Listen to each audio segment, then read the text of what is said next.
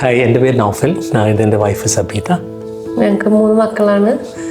ആഹിൽ, അയാൻ, നോറ. ഞങ്ങൾ US സെറ്റിൽഡാണ്. ഗ്രാവിറ്റാസിൽ ഞങ്ങൾ introduce ചെയ്യുന്നത് ഞങ്ങളുടെ ഒരു ഫ്രണ്ട് ത്രൂ ആയിരുന്നു.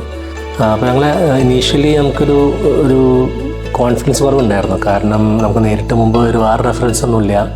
പിന്നെ നമുക്ക് 2-3 കോഡ്സ് കിട്ടിയിരുന്നു. അപ്പോൾ അതിനെ വെച്ച് ഒന്നുകൂടെ ബെറ്ററായിട്ടും ഒന്നുകൂടെ ഒരു ട്രസ്റ്റ് വർത്തിയായിട്ട് തോന്നിയ ഗ്രാവിറ്റാസ് ആയിരുന്നു. അങ്ങനെ നമ്മൾ ഇനീഷ്യലി അവിടെ തുടങ്ങുന്നത്.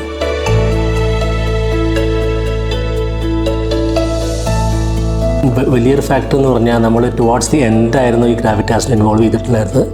എസ്പെഷ്യലി ഇൻറ്റീരിയേഴ്സൊക്കെ എന്ന് പറഞ്ഞാൽ നമുക്കൊരു ഹാർഡ്ലി 45 days കൊണ്ട് ഏതാണ്ട് A to Z തീർക്കാണ്ടായിരുന്നു. പക്ഷെ അതൊക്കെ വിത്തിൻ ദ ടൈം, അതും പ്രോപ്പർ കമ്മ്യൂണിക്കേഷൻ. ഇപ്പം നമ്മൾ യൂഷ്വലി നമ്മളുടെ ഒരു മെയിൻ വീടിൻ്റെ ഇഷ്യൂസ് വരിക എന്ന് പറഞ്ഞാൽ കമ്മ്യൂണിക്കേഷനിലെ അപാകതമാണ്. പക്ഷെ അത് കറക്റ്റായിട്ട് കമ്മ്യൂണിക്കേറ്റ് ചെയ്തിട്ടുണ്ടായിരുന്നു.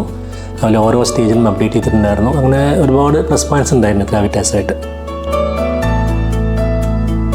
പല കാര്യങ്ങളും ഞങ്ങൾ ഓവർലുക്ക് ചെയ്തിട്ടുണ്ട്, കാരണം നമ്മൾ ശ്രദ്ധിച്ചിട്ടുണ്ടായിരുന്നില്ല. പക്ഷേ ഈ ഗ്രാവിറ്റാസിൻ്റെ team each and every detail, അത് അറ്റൻഷൻ ടു ഡീറ്റെയിൽ ഭയങ്കര കമൻറ്റബിൾ ആണ്. ഞാൻ വീണ്ടും അവരോട് നേരിട്ട് തന്നെ പറഞ്ഞിട്ടുണ്ടായിരുന്നു. ഞങ്ങളിങ്ങനെ ഇൻറ്റീരിയറിനെ കുറിച്ച് ആലോചിക്കുമ്പോൾ തന്നെ അവിടുത്തെ സ്റ്റൈലിൽ അങ്ങനെയൊക്കെ ഒരു ആഗ്രഹം ഉണ്ടായിരുന്നു. അപ്പോൾ അങ്ങനെ ഇവരെന്തായാലും അതുപോലെ തന്നെ ചെയ്തു തന്നു. ഹൗസ് വാമിങ്ങിന് ഒരുപാട് പേര് വന്നിട്ടും അവരൊക്കെ ചോദിക്കണത് ഇത് എവിടുന്ന്, ആരാണ് ചെയ്തത്, ഇൻറ്റീരിയേഴ്സ് ആരാണെന്നുള്ളതാണ്.